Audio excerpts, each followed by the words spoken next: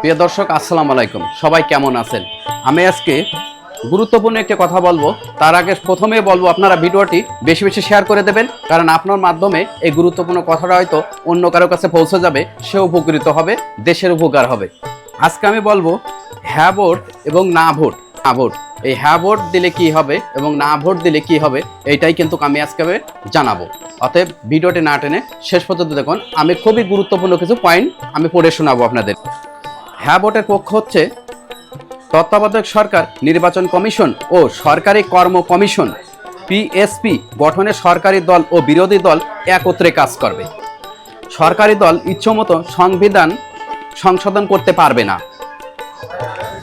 3, বিরোধী দল থেকে ডেপুটি স্পিকার এবং গুরুত্বপূর্ণ সংবিধান কমিটি সমূহের সভাপতি নির্বাচন হবে। চতুর্থ হচ্ছে, যত মেয়াদি হোক না কেন সর্বোচ্চ 10 বছরের বেশি প্রধানমন্ত্রী থাকতে পারবে না কোনো দল।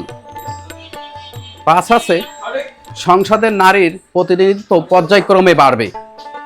6 আছে, ক্ষমতার ভারসাম্য প্রতিষ্ঠান এবং জন্ম ও পার্লামেন্ট একটি উচ্চপক্ষ গঠিত হবে। 7, দেশের বিচার ব্যবস্থা স্বাধীনভাবে কাজ করবে। এই যে কিছু সংখ্যক গুরুত্বপূর্ণ কোডগুলো বললাম, এইগুলোর পক্ষে যদি আপনি থাকেন তাহলে আপনি কি করবেন? হ্যাঁ ভোটে ভোট দেবেন। এই যে এইগুলোর পক্ষে যদি আপনি থাকেন তাহলে হ্যাঁ ভোট, এই যে হ্যাঁ ভোটের এই পাশে আপনি টিক চিহ্ন দিয়ে দেবেন। আপনাকে ওইখান থেকে একটা পেন দেওয়া হবে, ওই পেন দিয়ে ব্যালট পেপারের এই যে হ্যাঁ আছে, হ্যাঁ এই পাশে খালি বক্স আছে, এইখানে একটি টিক চিহ্ন দেবেন। আর আপনি যদি দেশের উন্নয়ন, দেশের ব্যবস্থার পরিবর্তন, এইগুলো যদি সঠিক, এইগুলো যেগুলো বললাম এগুলোর পক্ষে যদি আপনি না থাকেন তাহলে আপনি না ভোট দিতে পারেন। সেটাকে এইখানে টিক দিতে পারেন বা ক্রস দিয়ে দিতে পারেন। এইখানে কেমন, এইখানে টিক দেবেন, না ভোটে টিক দিয়ে দেবেন।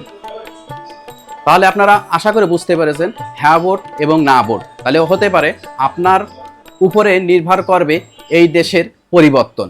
অতএব আপনি এখনই ওই কাগজটা পড়ে আপনি বুঝবেন আপনার হ্যাঁ ভোট দেবেন কি না ভোট দেবেন। এবং সর্বশেষ টিক দেওয়ার পরে আপনারা ব্যালট পেপারটা কিন্তু এইভাবে ভাঁজ করবেন না। আপনার ব্যালট পেপারটা এইভাবে লম্বালম্বিভাবে ভাঁজ করবেন, এই লম্বাভাবে এইভাবে একটা ভাঁজ দেবেন। ভাঁজ দেওয়ার পরে এইভাবে সেকেন্ড ভাঁজ দেবেন, এই যে এইভাবে, বুঝছেন?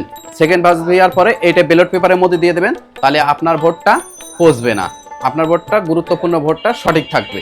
ধন্যবাদ। এই ভিডিওটা বেশি বেশি শেয়ার করে দেন, অন্যকে দেখার সুযোগ করে। মনে রাখবেন, আগামী দিনের দেশের পরিবর্তনের চাবিকাঠি আপনার হাতে। অতএব ভিডিওটি বেশি বেশি শেয়ার করে দেন।